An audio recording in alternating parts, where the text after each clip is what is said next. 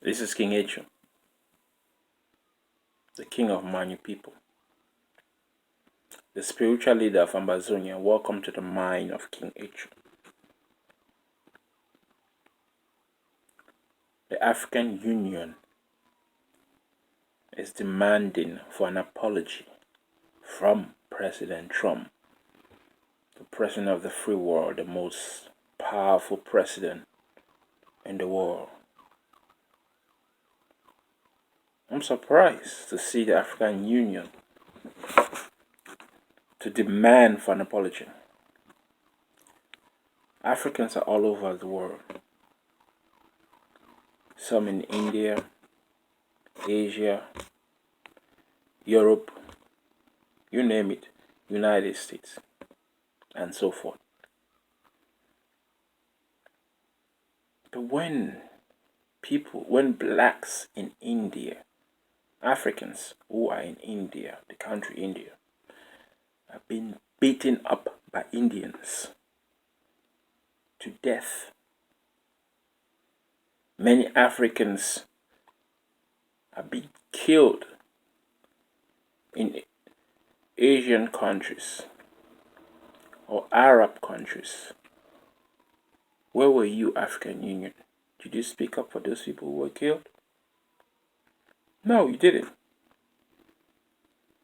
Because you don't give a damn about Africans. You don't care about your own people. Now, the president of the free world, the most powerful nation in the world, dares to call the entire Africa a continent of 55 nations shitholes. You know why he call African shitholes? Because Africa is weak. Because the leader of Africa is weak. Because the leaders of Africa do not take care of their own. They don't care about their own. They don't take the responsibility as leaders of Africa to do what is necessary to benefit the continent Africa and the people of Africa. How often do you hear of Nigerians or of different part of Africa in India, people who were beaten to death by Indians? Does that not concern the leaders of Africa? Don't they have the right to speak up for their own people? We've been singing Black Power from generation to generation, but the African Union is not even a powerhouse. The African Union cannot do anything to defend their people on earth. They can't do nothing.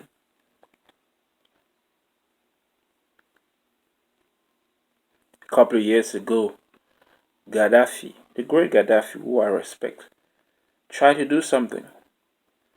And what happened to him? The African leaders allowed the United States to come inside Africa and kill Gaddafi. Where were the African leaders? Why didn't they speak up? Why did they fight to the end to make sure that Gaddafi wasn't killed? And that's not the only thing. So many other leaders, so many other, members of Africa who have been killed by other nations. But the African Union did nothing because the African Union is weak. And when the African Union is weak, the African states are weak. But Africa has 55 states, 55 countries. Why can't Africa become strong? China wasn't China like it is today. China struggled, but fought to make sure that they become powerful. We have to learn from the East and we have to learn from the West and then create a better continent for Africa by using the resources, the 1.4 billion resources that Africa has, the people. You know, one thing about the leaders of Africa is that they like to kick out the intellectuals who want to do something to better Africa. They like to kick them out because they're not in agreement with the leaders. When they say something opposite what the leader is saying, the African leaders always find a way to crush the spirit, to even kill those leaders. They don't encourage free speech for people to speak boldly and to speak freely about what is necessary, what is required to make the continent better. Take, for example, President Paul Biya of Cameroon, La République du Cameroon. How many of his opposing teams has he crushed, jailed, some even killed? How many? So many. For 35 years. How do you think he stayed in power? It's not because the people voted for him. It's not because the election system is perfect. No. As a matter of fact, there is no election system. He creates the election system. And this is not the only thing in Cameroon. It's the same thing in so many countries in Africa. You know, they don't do fair. They don't like doing what is right, what is necessary to make the continent better. So the president of the free world, Donald Trump, decides to call Africa a shithole, which it is because thanks to our leaders who are suppressed by the Western world. All French countries in Africa are subservient to France. But if you want to check the region that the French country is involved, the entire region is 3 times bigger than France, or 4 times bigger than France, or even more than 4 times bigger than France. You want to talk about the population, they have, the French Africa, there are 14 nations that speak French in Africa. Put those resources together, they can easily defeat France and drive France out of Africa. But how come we don't do it? Are we so weak? Look at North Korea. North Korea is not a very big nation. But how do you think North Korea has the audacity to stand and even fight against Donald Trump and the West? And they have been doing this for so long. Why can't you learn? You think to make Africa better, we have to be subservient. We have to do as the West or as the East tells us to do. This is the politics that we've been doing for the past 50, 60 years. We don't try to build something from scratch and make Africa better. There are many ways. Kwame Nkrumah tried to try to create Pan-Africanism and the unification of Africa, and even created the African Union. But Africa is too big to be governed by one government. It's too huge to be governed by one government. That's the fallacy in Africa, the continent Africa. And the states in Africa are too small to be powerful enough to stand any other nations out of Africa. Too small, which means it's weak. So how do we fix this issue? How do we make sure we become stronger, yet recognize that we have 55 states in Africa, and we're about to have 56 states in Africa? Ambazonia, the state of Ambazonia, the state that I come from, the state next to Nigeria and La Republic of Cameroon, the state full of intellectuals. But the West, Britain, failed us so poorly that we had no choice but to either join Nigeria or join La Republic. But we wanted our own freedom when colonization was over. We wanted to be a free state. We were never allowed to be. And since we're not, we decided to go with the lesser evil. But for the past 56 years, we have recognized and realized that the lesser evil, La Republic of Cameroon, is even more dangerous, detrimental to our own survival. So we have no other option left but to fight back and secure our independence and obtain our freedom so that we could rule ourselves. Now, when that is done, Africa will have 56 states and a new state, Ambazonia. That is also going to still help to create a weaker Africa. How do we create a stronger Africa? That's the issue that Africa has to face, because if we don't face this, it's not only insults that we'll receive from leaders all over the world. As a matter of fact, if you look at the entire world, blacks are not treated as equal across the world.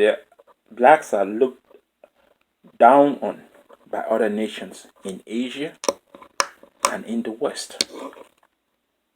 So when Donald Trump called us a shithole, he is right. Because that's how the world sees us.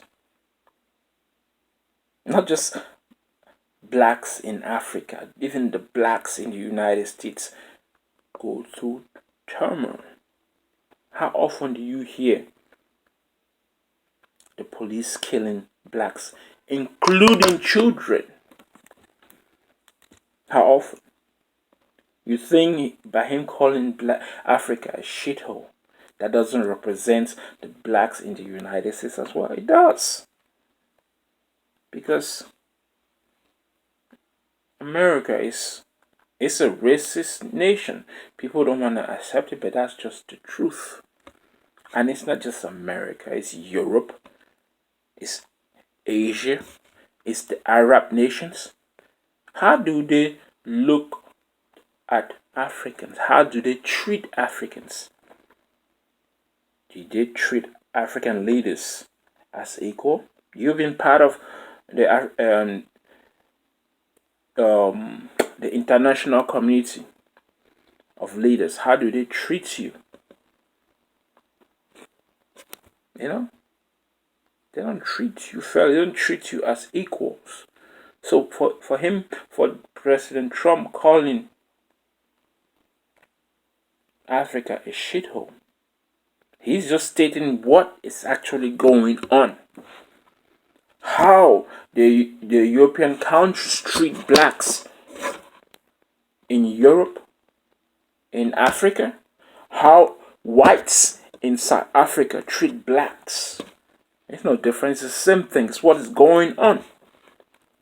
You can't deny that there's racism in the world, especially towards Africans. There is, even at work, all over.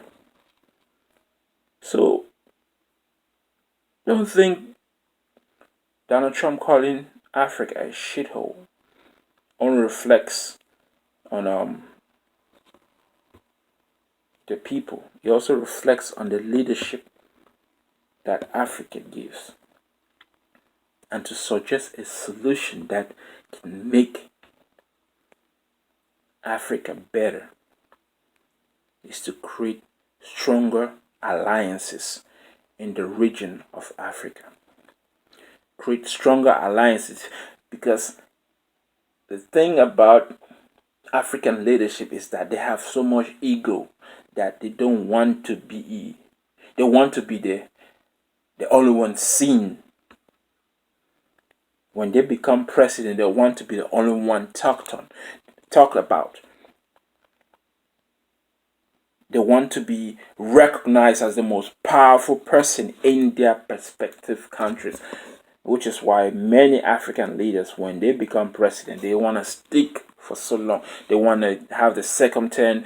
When the second term is over, they still want to have a third, fourth, fifth. They want to go as long as they can till even someone even die in presidency. Why? Because it's the African ego. They want to be a strong person instead of creating a stronger Africa. You create a stronger Africa by creating more leaders. You create a stronger Africa by forming better alliances with the states inside Africa. If you don't want alliances, and you could create regional federated Africa. And what am I saying? You have West African region. You can create a West African alliance, a North African alliance, an East African alliance. Having this bond, this relationship in your business to grow the economy will make Africa better. In that process, having the capital, you could build a stronger military, because without military you can defend Africa, and without military, without having the finances to create better weapons that our military will use to defend us, Africa will still be weak.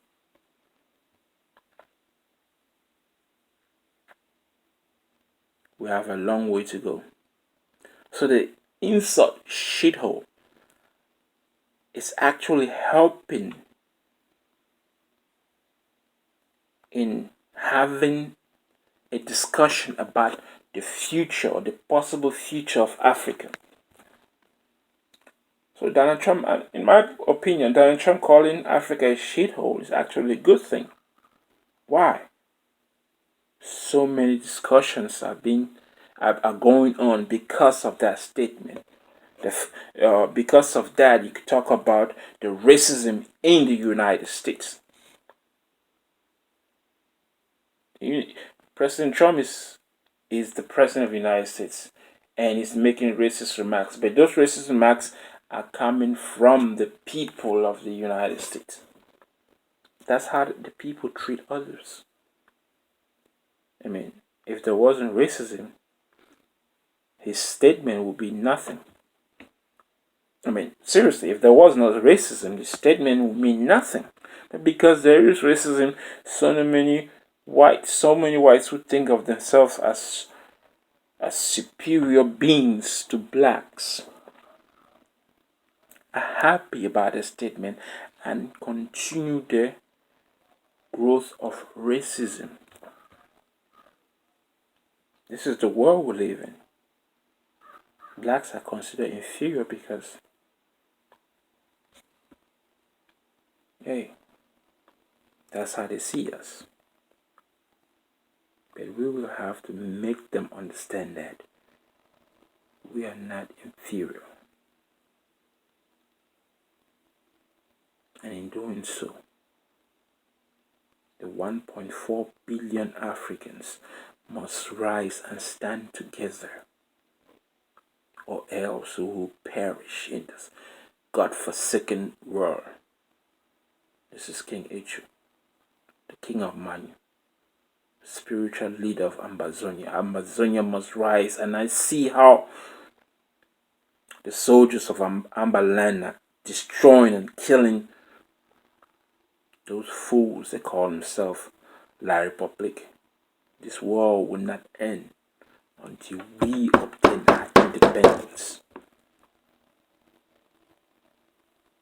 If you like what I'm talking about, subscribe to my channel and share my message on social media.